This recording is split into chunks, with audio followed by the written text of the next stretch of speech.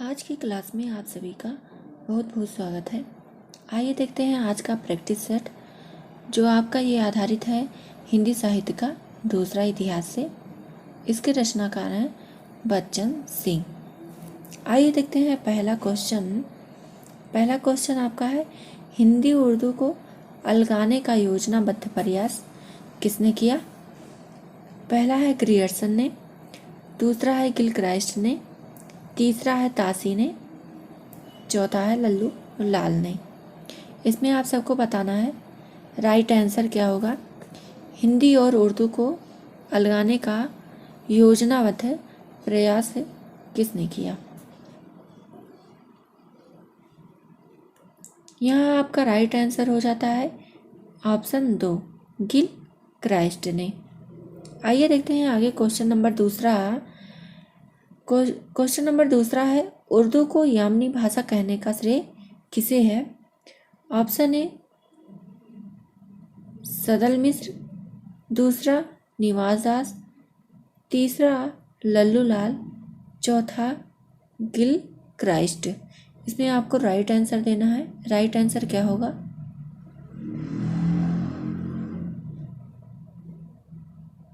आपका यहाँ right answer हो जाता है लल्लू लाल। उर्दू को यामनी भाषा लल्लू लाल कहते हैं। आइए देखते हैं क्वेश्चन नंबर तीसरा में है, जवा हिंदी हिंदवी मुझसू होर देहलवी ना जानू अरब होर अजब मसनवी। यह पंक्ति किसकी है? ऑप्शन 1 तासी, 2 लल्लू लाल, 3 सदल मिश्र, 4 शेख अहमद। इसमें आप सबको बताना है राइट आंसर क्या होगा। आइए देखते हैं राइट आंसर होता है इसमें आपका option number 4 Sheikh Ahmad. Important पंक्ति है। देखते हैं क्वेश्चन नंबर 4, अपभ्रंश पुरानी हिंदी है, समर्थक मत किसका है? इसके समर्थन में किसका मत है आपको बताना है। पहला है राहुल सांकेतायन, दूसरा है गुलेरी, तीसरा है रामचंद्र शुक्ल और चौथा है उपर्युक्त सभी। आप सबको बताना है किसने कहा है अपभ्रंश पुरानी हिंदी है। यहाँ आप सबका राइट आंसर हो जाता है उपर्युक्त सभी।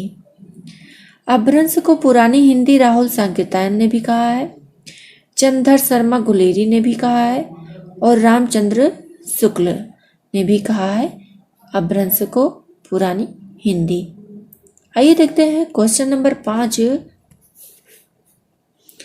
आपका क्वेश्चन नंबर 5 है, विक्रम की 7वीं शताब्दी से 11वीं शताब्दी तक अपभ्रंश की प्रधानता रही और फिर वह पुरानी हिंदी में परिणत हो गई, अर्थात वह पुरानी हिंदी में बदल गई। विभक्तियां घिस गईं, खिर गई हैं, एक ही विभक्ति है वह और कई काम देने लगी। एक कारक की विभक्ति से दूसरे का भी काम चलने लगा। यह कथन किसका है आप सबको बताना है। यह मोस्ट इम्पॉर्टेंट कथन है, आप लोग अपने नोटबुक में नोट कर सकते हैं। पहला है हजारी प्रसाद द्विवेदी, दूसरा है बच्चन सिंह, तीसरा है चंद्रधर शर्मा गुलेरी, चौथा है शुक्ल जी। आप सबको इसमें राइट आंसर बताना है क्या होगा। अगर आपने हिंदी साहित्य का दूसरा इतिहास बच्चन सिंह का पढ़ा होगा तो मुझे लगता है आप लोग आसानी से सारे प्रश्न हल कर पाएंगे, अन्यथा नहीं कर पाएंगे। जिनके पास नहीं है हिंदी साहित्य का दूसरा इतिहास बच्चन सिंह का, ये जो आपके सारे प्रैक्टिस सेट चल रहे हैं, इन सारे क्वेश्चनों को आप आंसर सहित अपनी एक नोटबुक बनाइए और उसमें लिखते चलिए। आपका इसी तरह पूरा एक नोटबुक तैयार हो जाएगा और आपका प्रैक्टिस सेट भी सॉल्व होता चलेगा। लिखने से क्या होता है, याद रहता है और हम फिर रिवीजन भी कर सकते हैं अगर हम नोटबुक में अपने नोट करते रहें तो। रिवीजन करने में भी आसानी रहती है। चलिए देखते हैं क्वेश्चन नंबर 5 का राइट आंसर होता है इसमें आपका ऊपर यहाँ होगा आपका चंद्रधर शर्मा गुलेरी, चंद्रधर शर्मा गुलेरी।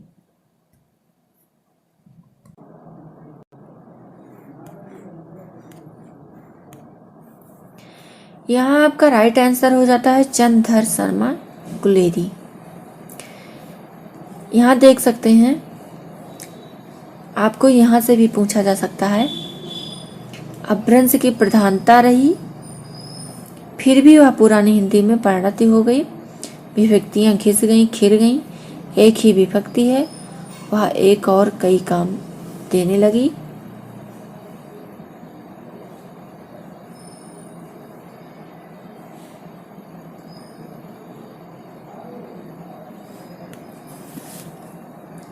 यहाँ से आपको इतना भी पूछा जा सकता है कि विभक्तियाँ घिस गईं। यहाँ से आपको ये भी पूछा जा सकता है, जैसे विभक्तियाँ घिस गईं खिर गईं, एक ही विभक्ति है, वह और कई काम देने लगी। एक कारक ही विभक्ति से दूसरे का भी काम चलने लगा, यह किसका कथन है?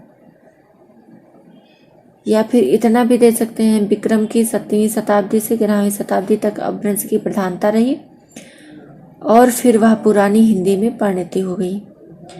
आपको इसको नोट करना है, बहुत ही इम्पोर्टेंट कथन है ये, आपको इसको नोट करना है, बहुत ही इम्पोर्टेंट कथन है ये।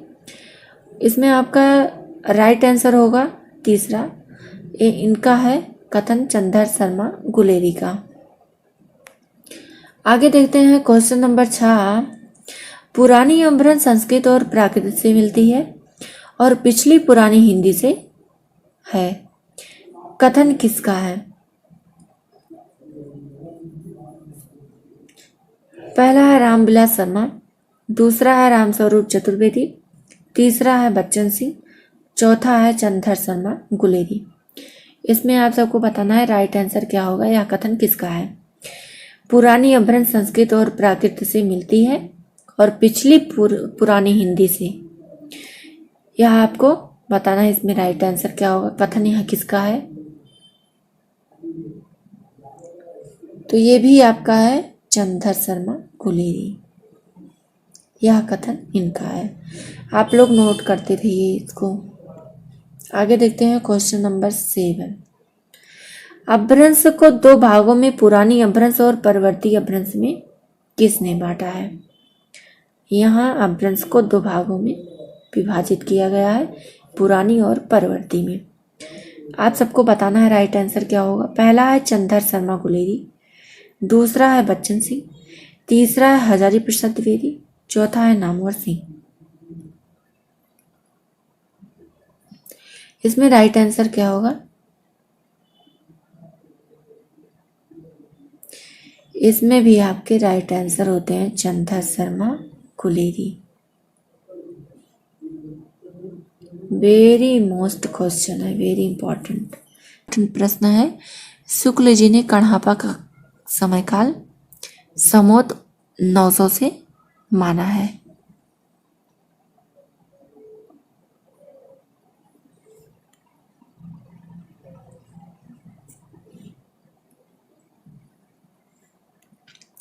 आइए देखते हैं क्वेश्चन नंबर 9। अपभ्रंश को अब कोई पुरानी हिंदी नहीं कहता, बता ये कथन किसका है? कथन पूछ रहा है इसमें। पहला है रामविलास शर्मा, दूसरा है बच्चन सिंह, तीसरा है हजारी प्रसाद द्विवेदी, चौथा है शुक्ल जी। इसमें आप सबको राइट आंसर देना है, क्या होगा?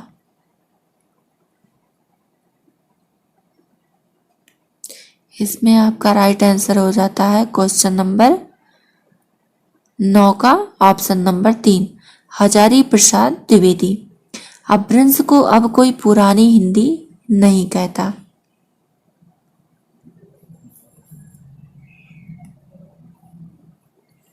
आइए देखते हैं क्वेश्चन नंबर 10।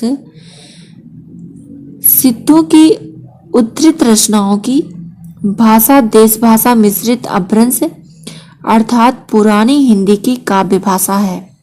आप सबको बताना है कथन निम्न में से किसका है। बच्चन सिंह का, शुक्ल जी का, रामविलास शर्मा का, हजारी प्रसाद द्विवेदी का। इसमें आप सबको राइट आंसर बताना है कि सिद्धों की उद्धृत रचनाओं की भाषा देश भाषा मिश्रित अपभ्रंश अर्थात पुरानी हिंदी की काव्य भाषा है। बताना है आपको राइट आंसर क्या होगा इसमें। या आपका राइट आंसर हो जाता है शुक्ल जी। सिद्धों की उद्धृत रचनाओं की भाषा देश भाषा मिश्रित अपभ्रंश है अर्थात पुरानी हिंदी की काव्य भाषा है। ये कथन जो है शुक्ल जी का है। आइए देखते हैं क्वेश्चन नंबर 11। सिद्ध कणहपा की रचनाओं को यदि हम ध्यान पूर्वक देखें तो एक बात साफ झलकती है, वह यह कि उनकी उपदेश की भाषा तो पुरानी टकसाली हिंदी है, पर गीतों की भाषा पुरानी बिहारी या पूर्वी बोली मिली है। यह कथन बताना है कि कणहपा के बारे में यह कथन किसने कहा है, आप सबको बताना है। कणहपा की रचनाओं के बारे में कि उन्होंने गीतों की भाषा में पुरानी हिंदी या पूर्वी बोली को शामिल किया है और उपदेश की जो भाषा थी उनकी वह टकसाली हिंदी थी। यहाँ आपका राइट आंसर हो जाता है, ये भी आपका शुक्ल जी का है। ये सारे कथन बहुत ही इंपॉर्टेंट हैं शुक्ल जी के। क्वेश्चन नंबर 12 देखते हैं। प्राकृत भाषा और साहित्य का प्रभाव देश के एक बड़े भूभाग को आच्छादित किए हुए था। प्राकृत और अपभ्रंश को संस्कृत की अपेक्षा मधुर कहा गया है। ये देखिए यहाँ पर यह टॉपिक आपके लिए बहुत इंपॉर्टेंट है। प्राकृत और अपभ्रंश को संस्कृत की अपेक्षा मधुर कहा गया है। यह कथन किसका है, आप सबको बताना है।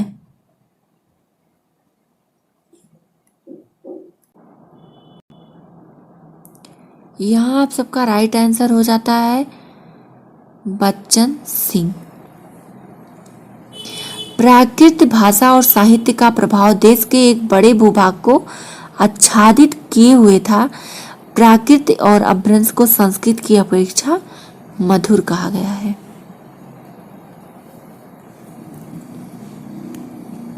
आइए देखते हैं क्वेश्चन नंबर 13। अपभ्रंश साहित्य हिंदी साहित्य का समृद्ध रिक्त है। यह कथन किसका है, बताना है किसका है। ऑप्शन ए बच्चन सिंह, दूसरा है राहुल सांकृत्यायन, तीसरा है नामवर सिंह, चौथा है शुक्ल जी। बताना है, बहुत ही इंपॉर्टेंट है आपका क्वेश्चन है। यहाँ राइट आंसर हो जाता है आपका ऑप्शन ए बच्चन सिंह। हिंदी साहित्य का समृद्ध रिक्त है, इसको याद कर लीजिए, नोट भी कर लीजिए अपने नोटबुक में, रिवीजन करते रहिए जब तक एग्जाम नहीं हो जाए। निम्न में से पद्धड़िया छंदबंध का प्रयोग किसने किया, बताना है। पहला है सूरदास ने, दूसरा है चतुर्भुज दास ने, तीसरा है तुलसीदास ने, चौथा है जिनदत्त सूरी ने। यहाँ सूरी होगा, सूर नहीं होगा, सूरी से ही कर लीजिए इसको, सूरी। यहाँ आपका राइट आंसर होता है चतुर्भुज दास ने। इन्होंने पद्धड़िया छंदबंध का प्रयोग किया है अपनी रचनाओं में। आइए देखते हैं क्वेश्चन नंबर 15। ये सारे क्वेश्चन मैंने हिंदी साहित्य का दूसरा इतिहास से ही लिया है। आइए देखते हैं क्वेश्चन नंबर 15। दोहा चौपाई पद्धति का प्रथम प्रयोक्ता कौन है?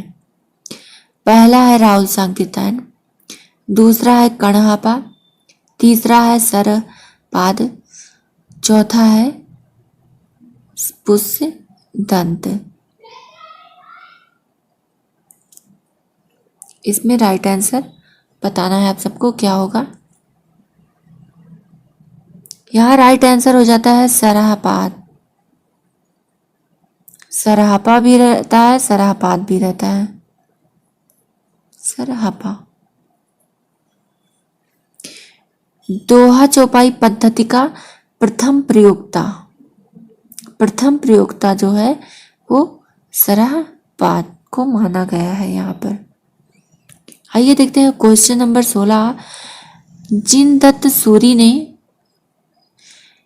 किस छंदबंध का प्रयोग किया है अपनी रचनाओं में? बताना है।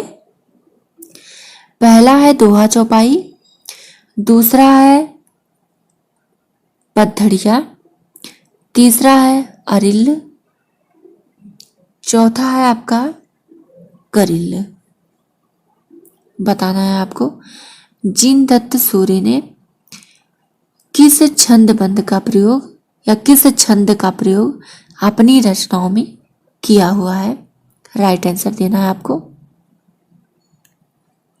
यहां हो जाता है आपका राइट आंसर आलिल। आलिल छंद का प्रयोग इन्होंने किया हुआ है। आइए देखते हैं, आगे बढ़ते हैं। Question number 17।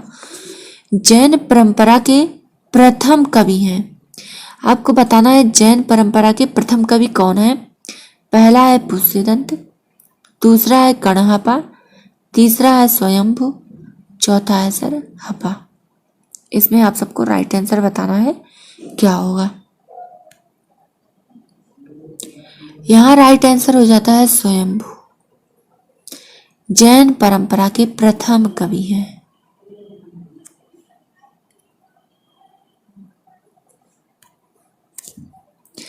क्वेश्चन नंबर 18 देखते हैं।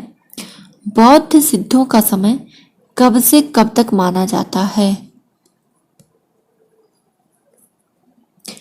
पहला है 14वीं से 16वीं सदी तक, दूसरा है 8वीं से 13वीं सदी तक, तीसरा है आपका 9वीं से 10वीं, और चौथा है आपका 12वीं से 13वीं सदी तक। बौद्ध और सिद्धों का जो समय सीमा है, समय काल है, वह कब से कब तक माना गया है आप सबको बताना है। यहाँ पर राइट आंसर हो जाता है 8वीं से 13वीं सदी। आप लोग नोट करते चलिए अपने नोटबुक में। आइए देखते हैं क्वेश्चन नंबर 19। पंचमकार में शामिल नहीं है तो क्या शामिल नहीं है? पहला है मध्य, दूसरा है मांस, तीसरा है मत्स्य, चौथा है आपका मैथुन और मुद्रा, पांचवा है उपर्युक्त सभी। इसमें कौन सा शामिल नहीं है? यहाँ क्वेश्चन ही गलत है आपका। यहाँ शामिल है होना चाहिए, शामिल नहीं है नहीं होना चाहिए। चलिए अब बताइए यहाँ क्या होगा। पंचमकार में शामिल है आपका बताना है। मध्य होगा, मांस होगा, मत्स्य होगा, मैथुन और मुद्रा होगा, या उपर्युक्त सभी होगा। यहाँ आपका राइट आंसर हो जाता है उपर्युक्त सभी। ये पंचमकार में ही शामिल है, आपको अपने नोटबुक में नोट कर लेना है। चलिए आगे बढ़ते हैं। यह आपका प्रैक्टिस सेट का लास्ट क्वेश्चन है। Question number 20। सरोरुपाद, सरोज वज्र और राहुल वज्र किसका अन्य नाम है? पहला है विद्यापति का, दूसरा है पुष्यदंत का, तीसरा है सरहपा, चौथा है पुंडी। इसमें राइट आंसर क्या होगा? तो इसमें राइट आंसर हो जाता है आपका ये सरहपा का अन्य नाम है, इनका उपनाम है ये सब।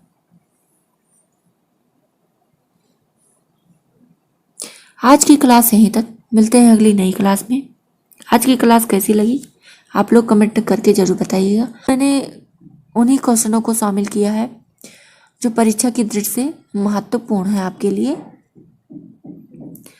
और हिंदी साहित्य का दूसरा इतिहास से जितने भी इम्पोर्टेंट टॉपिक थे मैंने उन सब पर आपको और भी प्रैक्टिस देना है तो आप लोग डिस्क्रिप्शन में चेक कीजिए, वहाँ पर लिंक मैंने दे दिया है। वहाँ पर जाकर आप अपना प्रैक्टिस सेट दे सकते हैं, स्वतः मूल्यांकन कर सकते हैं और अपना सहयोग इसी तरह से बनाए रखिए। मिलते हैं अगली नई क्लास में।